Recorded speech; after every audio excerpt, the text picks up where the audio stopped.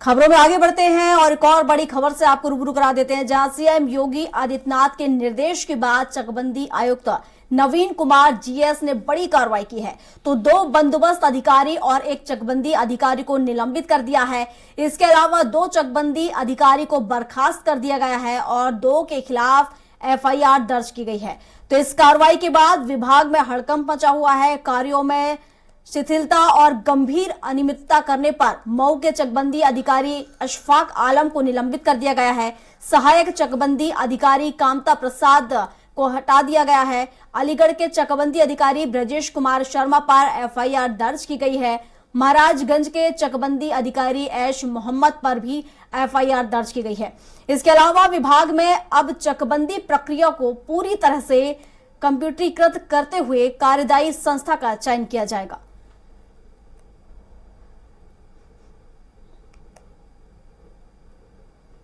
तो ये लखनऊ से आपको खबर बता रहे हैं, जहां चकबंदी अधिकारियों पर गाज गिरी है। सीएम योगी की 2 चकबंदी अधिकारी को बर्खास्त कर दिया गया है।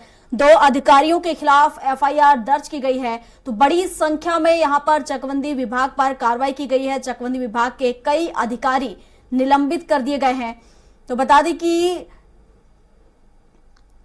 तेहरे हत्याकांड मामले को लेकर जिस तरीके से यहां पर जो जमीन विवाद को लेकर यहां पर मामला आया था सामने और उसमें जिस तरीके से यहां पर लापरवाही बरती गई थी, उसको लेकर अब 2 अधिकारियों के खिलाफ एफआईआर दर्ज की गई है। कई लोगों पर कार्रवाई की गई है और इस पर विस्तार से जानकारी के साथ घनश्याम चौरसिया हमारे साथ लाइव जुड़ चुके हैं। तो घनश्याम का ही रुख कर लेते हैं। घनश्याम, सीएम योगी की गाज देखा जाए तो चकबंदी अधिकारियों पर गिरी है। वो कौन कौन से अधिकारी हैं जिन्हें निलंबित कर दिया गया है और किन किन पर ये गाज गिरी है? देखिए, पिछले 3 महीने की अगर बात करें तो 26 से ज्यादा अधिकारियों पे निलंबन और बर्खास्तगी की कार्रवाई की गई है। यानी एक बड़ी कार्रवाई की गई है इन 3 महीनों के अंदर। जिस तरीके से देवरिया कांड हुआ तब से मुख्यमंत्री योगी आदित्यनाथ की नजर सीधे तौर पे चकबंदी अधिकारियों पे है और अब जो है लगभग 5 लोगों पे अगर 5 लोगों पे कार्रवाइयां की गई है, जिसमें सबसे बड़ी कार्रवाई सिद्धार्थनगर में हुई है। सिद्धार्थनगर में तत्कालीन एक शासकीय भूमि की क्षति के आरोप लगाया गया था। उस आरोप में जांच हुआ। जांच में दोषी ठहराए जाने के बाद कामता प्रसाद को सहायक चकबंदी अधिकारी को पूरी तरीके से बर्खास्त कर दिया गया है। उनको हटा दिया गया, पदच्युत कर दिया गया है। साफ तौर पे देखा जाए, उसके अलावा महाराजगंज के में ऐश मोहम्मद पे भी निलंबन की कार्रवाई की गई है। उसके अलावा उनके ऊपर एफआईआर की भी कार्रवाई की गई है। 2 लोगों पे एफआईआर की कार्रवाई की गई है। पूरी अगर बात करें तो जिस तरीके समीक्षा बैठक में साफ तौर पे अधिकारियों पे कड़ी कार्रवाई करने के निर्देश मुख्यमंत्री योगी आदित्यनाथ ने दिया था। उसके बाद जो है चकबंदी अधिकारी जो हैं, चकबंदी अधिकारियों के बीच में हड़कंप मच गया है। अगर इसमें पूरी तरीके से अगर बात करें तो कामता प्रसाद को सीधे पदच्युत कर दिया गया है। कार्यों में शिथिलता बरतने और गंभीर अनियमितता का आरोप इन पे लगा था। उसके बाद जांच की गई थी। चकबंदी अधिकारी अलीगढ़ ब्रजेश कुमार शर्मा पर भी एफआईआर किया गया है। यानी ऐश मोहम्मद जो महाराजगंज के हैं और अलीगढ़ के ब्रजेश कुमार है, इन दोनों लोगों पे एफआईआर भी करवाई गई है। इनके कार्यों को दृष्टिगत रखते हुए 2 बंदोबस्त अधिकारी, 1 चकबंदी अधिकारी को निलंबित किया गया है। यानी एक बड़ी कार्रवाई है प्रियंका जी। और जिस तरीके से अभी हाल ही में हम लोगों ने देखा कि देवरिया में चकबंदी विभाग के लापरवाही के चलते 6 लोगों की नृशंस से हत्या हो गई थी। 2 पक्षों में खूनी संघर्ष के बाद एक पक्ष से 5 लोग और दूसरे पक्ष से 1 लोगों की जिस तरीके से हत्या की गई, उसके बाद मुख्यमंत्री योगी आदित्यनाथ लगातार इस विभाग पे नजर बनाए हुए हैं और साफ तौर पे दिशा निर्देश दिए थे कि अगर किसी भी तरीके की कोई लापरवाही, शिथिलता या शासकीय कार्यों में किसी तरीके की शिथिलता अगर बरतते हुए दिखाई दे, उस पर कड़ी कार्रवाई की जाए। उसके बाद इस पे समीक्षा की गई। समीक्षा के बाद एक बड़ी कार्रवाई की गई है। जी प्रियंका जी। बिल्कुल घनश्याम, और क्या लग रहा है, क्या और भी यहाँ पर जो अधिकारी है इसमें संलिप्त पाए जा सकते हैं? और भी अधिकारियों का नाम निकलकर सामने आ सकता है इसमें?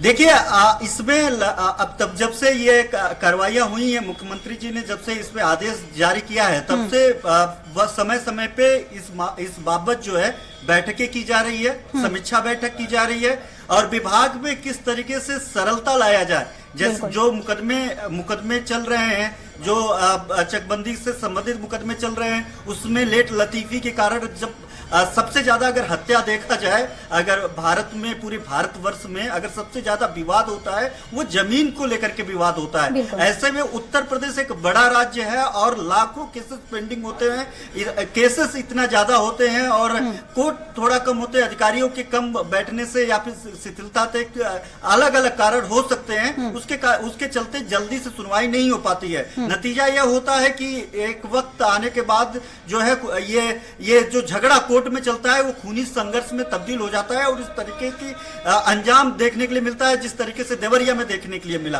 तो ऐसे में मुख्यमंत्री योगी आदित्यनाथ ने कंप्यूटरीकृत करने का निर्देश दिया है कि ऐसे मामलों को जो है किसी भी चीजों को भूलेख के अनुसार, भूलेख जिस तरीके से भूलेख पे आप अपना नक्शा निकाल सकते हैं, आप अपना जो है वहां पे नक्शा देख सकते हैं, कचरा कतौनी निकाल सकते हैं, इस तरीके के अन्य जो मामले हैं, जो भी विभागीय काम होते हैं, उन वहां पे वर्किंग लोड कम करने के लिए जो है इस पे कंप्यूटरीकृत करके जो है जो इसमें संस्था काम करेगी, कार्यदायी संस्था होगी, उसको चयनित करने का भी निर्देश दिया गया है। तो इसमें देखा जाए तो अब इसको सरलतम करने की कोशिश की जा रही है विभाग के द्वारा, लेकिन इसके साथ साथ ही मुख्यमंत्री योगी आदित्यनाथ ने साफ तौर पे कह दिया है उच्च अधिकारियों को इस विभाग के कि अब अगर कहीं पर भी इस तरीके के आरोप आए हुए हैं, जिन अधिकारियों पर चकबंदी से संबंधित चकबंदी अधिकारी हो, लेखपाल हो, जो वहां के एरिया लेखपाल हो, तो एससी हो, तो ऐसे में